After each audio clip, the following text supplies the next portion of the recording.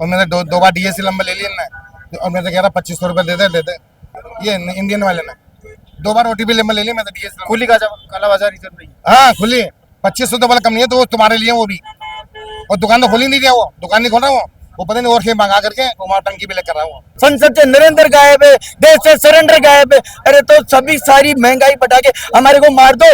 और ये महंगाई वगैरह सब चीजें सबसे ये सेकेंडरी चीज है, वो अपनी फाइल डिलीट कराने के चक्कर में पूरे देश को बेच दिया है, पूरे देश को बेच दिया है। देखिए लगातार जो है एलपीजी को लेकर लोग सड़कों पर उतरते हुए नजर आ रहे हैं और लगातार मोदी जी का पुतला फूंकते हैं और प्रदर्शन करते हुए नजर आ रहे हैं, क्योंकि एलपीजी के कारण अब ऑटो चालक हैं उनको भी काफी परेशानी का जो है सामना करना पड़ रहा है। काफी लंबी लंबी जो लाइन में ऑटो चालक लगकर कई घंटों के इंतजार के बाद में उन्हें सीएनजी उपलब्ध होती है। उनका कारोबार जो है पूरी तरह ठप हो गया है और आम जो जनता की रसोई तक भी एलपीजी का असर देखने के लिए कहीं ना कहीं मिल रहा है। रेस्टोरेंट तो कई दिनों से ही जो है बंद पड़े हुए नजर आ रहे हैं और उनको लेकर लगातार कांग्रेस के कार्यकर्ता, आम जनता और प्रताप सिंह खाचरियावास उनके साथ समर्थन में प्रदर्शन करते हुए सड़कों पर नजर आ रहे हैं। अब देखने वाली बात होगी कि कब तक जो है एलपीजी उपलब्ध होगी और इन एलपीजी का मुद्दा जो है आम जनता के स्तर तक जो है आम जनता को राहत मिल पाएगी।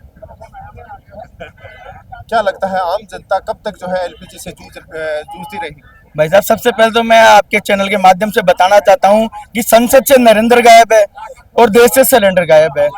आप देखिए, जब कांग्रेस सरकार थी, जब 2 रुपए दाम बढ़ा था, तो इनकी मंत्री स्मृति ईरानी जी वो माथे पर तो सिलेंडर और चूड़ियां तोड़ तोड़ के कह रही थी कि गैस के सिलेंडर के दाम बढ़ गए, दाम बढ़ गए। अरे अब तो 2 रुपए की जगह तुमने 60 रुपए बढ़ा दिए। तो इनका काम क्या है कि देश को कतार में लगाने का है, लाइन में लगा। पहले नोटबंदी करके हमारे को लाइन में लगा दिया और अब सिलेंडर की लाइन में।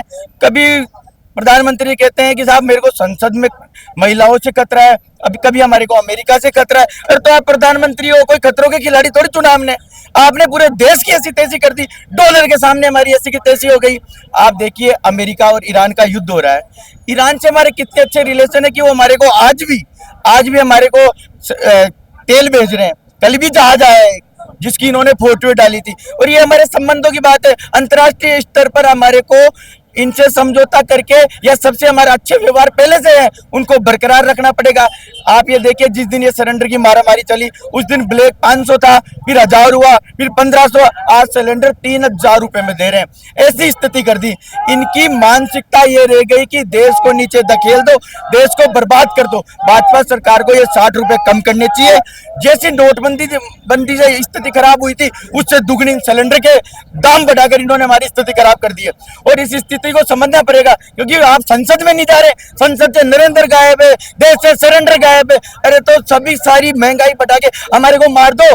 आम जनता, गरीब बेचारा, पिछड़ा वर्ग, मजदूर वर्ग बेचारा परेशान हो रहा है। सिलेंडर की वो अपनी बेचारा, कोई कल का मैं एक बाइट देख रहा था, हॉस्पिटल से भाग के पहले सिलेंडर की लाइन में लगा है। वो वहां नहीं मरेगा तो यहाँ मर जाएगा लाइन में लगे। पहले गर्मी के 40 डिग्री का तापमान हो रहा है। इन्होंने देश की बहुत बड़ी दुर्गति कर दी है। मेरा नाम सुमित शर्मा है, मैं जयपुर शहर पर्यावरण प्रकोष्ठ का जिलाध्यक्ष हूँ। क्या मोदी जी अमेरिका के इशारे पर जो है देश में कहीं ना कहीं नुकसान कर रहे हैं? देखो, ये अमेरिका की गुलामी की ओर बढ़ते कदम है। ये गुलामी के संकेत है कि भारत जो एक विश्व में प्रभुत्व रखता था, अपना एक अस्तित्व बनाया हुआ था, उस अस्तित्व को खत्म। हम गुटनिरपेक्ष गुटनिरपेक्ष नीति पर चलने वाले देश थे, जो किसी भी गुट में न रहकर अपना एक अस्तित्व बनाया था। आज हम अगर किसी गुट में जाएंगे तो दूसरे देशों से स्वाभाविक लड़ाई चालू हो जाएगी, चाहे से वो ईरान हो, अमेरिका हो या इजराइल हो। हम बिना गुटनिरपेक्ष नीति के तहत हम एक बढ़िया और संपन्न देश थे और उसी की तरह हमें अभी भी व्यवहार में रखना चाहिए। अब मोदी जी ने कुछ दिनों पहले एक सिंपल टेक्नोलॉजी दी थी कि नाली से गैस बना लो। मैं ये कहता हूं कि भारतीय जनता पार्टी विश्व की सबसे बड़ी जनता पार्टी होने का नाटक करती है, तो इसको ये जो सिंपल टेक्नोलॉजी के कनेक्शन है ना, अपने कार्यकर्ताओं को दे देने चाहिए और कार्यकर्ताओं के एलपीजी कनेक्शन कटवा देने चाहिए, जिससे क्या है कि आपूर्ति बिल्कुल सही हो जाएगी। क्या लगता है मोदी जी नाली से गैस बनाने की बात कर रहे हैं, क्या आम जनता अब ये काम बचा है? बहुत सर्वप्रथम तो मैं आपके माध्यम से कहना चाहूँगा कि मोदी जी बार बार में जो जनता का मनोरंजन करते आए हैं, कभी नाली से गैस का मुद्दा उठाते हैं, कभी मोर को चुग्गा खिलाने का कार्य करते हैं और कभी सैर सपाटे को निकल जाते हैं। तो मोदी जी मैं आपसे पूछना चाहता हूँ, हम देशवासियों ने आपको चुनकर कोई गलत कार्य किया है क्या? मोदी जी, मेरा मानना है हम सभी देशवासियों ने 140 करोड़ की जो पॉपुलेशन है देश की, उन सभी ने मिलकर के एक अच्छा प्रधानमंत्री चुनने के हिसाब से हमने आपको वोट दिया था। लेकिन आप सभी हमारी आकांक्षाओं पर बिल्कुल सिरे से आप खरे नहीं उतर पाए हैं। तो हम तो यही कहेंगे कि हमने कोई मनोरंजन, कोई नाटकीय कार्य करने वाला इंसान नहीं चुना है। तो ये एकांकिया छोड़ दे आप कि नाली से गैस बन जाती है। धरातल पर कार्य करे, धरातल की बातें करे, प्रैक्टिकल बात करे। नाली से कभी गैस बनी है क्या? मैं आपसे पूछना चाहता हूँ, नाली से कभी गैस बनी है क्या? बनी हुई दिखाई नहीं दी। ये सिर्फ और सिर्फ इनकी झूठी जुमलेबाजी है, ढकोसलेबाजी है। तो मैं यही कहूंगा कि देशवासियों को किसी भी तरीके की ढकोसलेबाजी की जरूरत नहीं है। किसी भी तरीके की भ्रम जाल की और भ्रम रूपी ये जो माया जाल बातें कर रहे हैं, माया जाल में फंसा रहे हैं लोगों को, तो ऐसा कार्य करने से इनको किसी भी तरीके की किसी भी समस्या का समाधान नहीं हो रहा है। तो मैं आपके माध्यम से यही कहना चाहता हूँ, देशवासियों को राहत प्रदान करे, देशवासियों को इस विपदा भरी जो घड़ी है, पहले जैसे कोरोना समय आया आप कहते थे ताली बजाओ थाली बजाओ, कोरोना दूर भाग जाएगा। अरे यार, देशवासियों को हंसी आती है, हम सभी को हंसी आती है। और कभी आप बैंक की लाइन में लगाए थे, कभी आप सिलेंडर की लाइन में लगाए थे। तो मोदी जी, आज 2200 रुपये में भी सिलेंडर नहीं मिल रहा है। मैं आपको बताना चाहूंगा कि मैं केटरिंग व्यवसाय से भी जुड़ा हुआ हूं, तो मुझे बहुत भलीभांति रूप से पता है कि आज जो कॉमर्शियल सिलेंडर है वो तो मार्केट से गायब है, उसकी तो बात ही मत करो। बाकी जो घरेलू सिलेंडर है वो भी आज 2200, 2500, 3000 से कम ब्लैक नहीं हो रहा है। तो इससे हर तरीके से लोग वैसे ही मरे पड़े थे, रोजगार के चक्कर में वैसे ही मरे पड़े थे, और ज्यादा मर रहे हैं। तो मोदी जी, हम यही कहेंगे कि आप सुधर जाइए, देशवासियों को राहत प्रदान करें। ये बहानेबाजी ना करे कि देश में युद्ध चल रहा है इसलिए रेटें बढ़ रही है। देश में युद्ध पहले भी हुए थे। देश के जो पूर्व प्रधानमंत्री जो हुए हैं, उन्होंने हर तरीके से भरसक रूप से देशवासियों को राहत प्रदान की थी उस कड़ी में, उस दौर में। लेकिन आप तो आपदा में अवसर तलाश रहे हैं। मैं मोदी जी आपको कहना चाहूंगा, सुधर जाओ, नहीं 140 करोड़ की जो जनता है वो आपको सुधारने में 1 मिनट नहीं लगाएगी। कब तक जनता इस तरह से मोदी जी की सरकार के अधीन जो है सड़कों पर रहेगी, सड़कों पर परेशान होती रहेगी?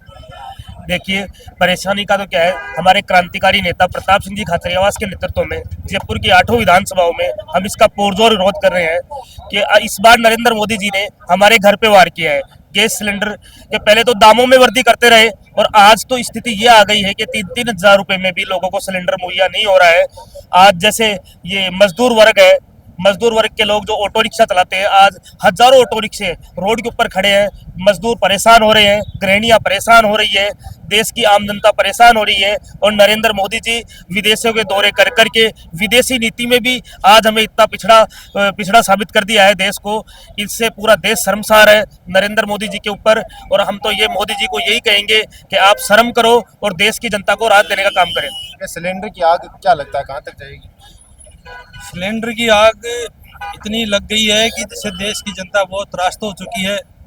आज स्थिति ये है कि 3000 तक भी ब्लैक हो चुका है, और इसके जो सिलेंडर के दाम जो बढ़ाए गए हैं, इससे आम जनता महंगाई से बहुत परेशान है। आज महंगाई, बेरोजगारी चरम सीमा पर है। इस डबल इंजन की सरकार ने इतना धुआं निकाल दिया है अपना और इस जनता का, कि आज जनता इतनी बेरोजगार है कि आप बयान नहीं कर सकते।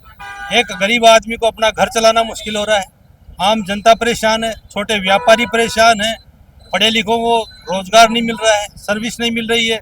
और इस युद्ध का बहाना लेकर इन्होंने जो गैस के दाम बढ़ाए हैं, ये बहुत ही अनुचित कार्य किया है। देश की जनता इनको देख रही है। ये जो लूट खसोट मचाया है इन्होंने इन 11 सालों में, आज देश को घुटनों के ऊपर खड़ा कर दिया। आज ये अमेरिका इनको चला रहा है, जबकि हमने अमेरिका का हमेशा हमारा साथ नहीं दिया, हमारे विरुद्ध में चला है। हमारे जो दुश्मन कंट्री है उनके साथ रहा है। अमेरिका के साथ जाकर अपना भला नहीं हो सकता। इसराइल के साथ अपना भला नहीं हो सकता। ईरान हमारा हमेशा से हमारा साथ देता आ रहा है, आज नहीं हजारों सालों से देता आ रहा है। हमें आज उनकी और उसने आज हमारे जहाज भेज रहा है, उनके जहाज उड़ा रहा है। तो आज सोचना चाहिए देश की जनता को क्या क्या चाहिए। बेरोजगारी हटाओ, इनको राहत दो, गरीबी हटाओ।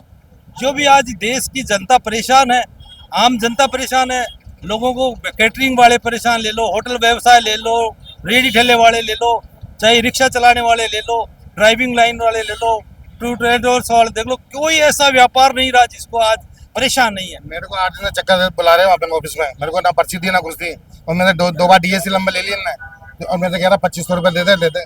अरे मैंने कहा 1500 रुपये ले लो यार, अभी हमें और 8 दिन निकल जाएंगे, रोजों के दिन निकल जाएंगे हमारे।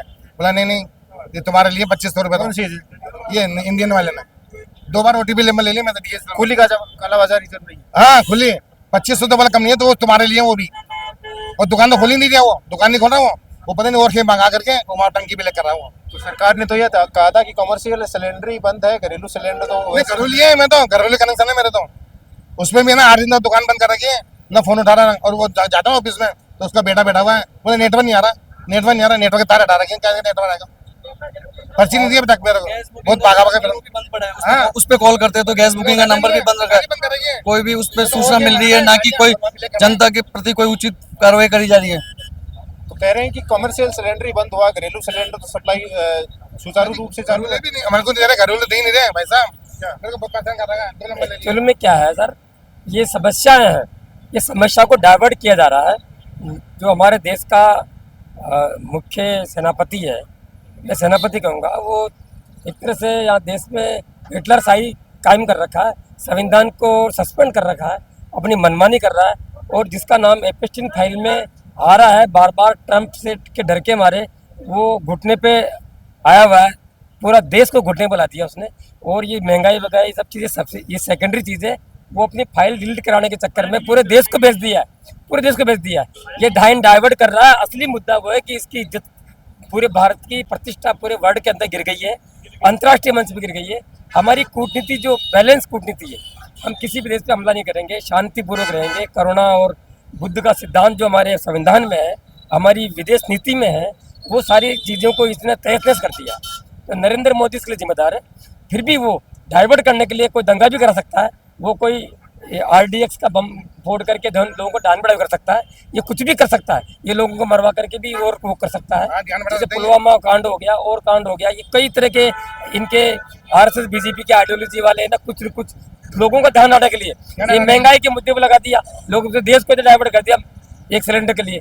सिलेंडर बिल्कुल मुद्दा है, 65 रुपये एकदम से बढ़ा देना बहुत मायना, क्योंकि पूरा देश कर्ज में डूबा हुआ है, पूरा देश कर्ज में डूबा। पूरी पेट्रोलियम कंपनी का जितनी इनकम आती है, पहले से ही 65, जब ये 14 में आया था 65 रुपये लीटर डीजल था, पेट्रोल था, वो 100 पे कैसे आ गया एक दिन में ही, वो कैसे एकदम से दम मार गया। तो यानी लूट का माल चल रहा है, लूट खा रहा है। और दो ये गुजराती चोर और ये 2 गुजराती उन साहूकारों को पूरा बिजनेस दे रहे और बेच रहे। सबसे बड़ी समस्या यही है देश की। जो राहुल गांधी हमारा देश का नेता है, वो कहते नरेंद्र सरेंडर हो चुका है। That's all। तो लगातार LPG को लेकर जनता जो है सड़कों पर है। अब देखने वाली बात होगी कि इस समस्या से जो है कब तक जनता को समाधान मिलेगा। आप तमाम अपडेट के लिए बने रहिए हमारा समाचार पर। कैमरा से कमल के साथ मनीष गोदारा, हमारा समाचार। नमस्कार।